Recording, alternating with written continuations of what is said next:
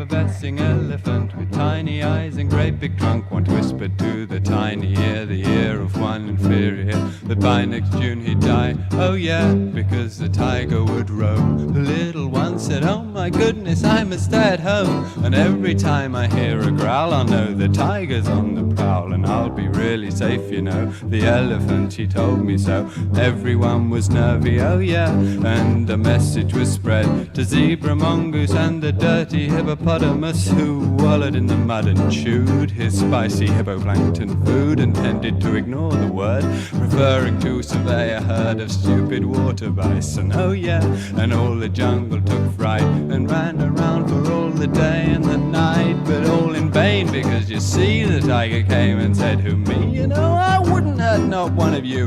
I much prefer something to chew, and you're all too scant. Oh yeah, he ate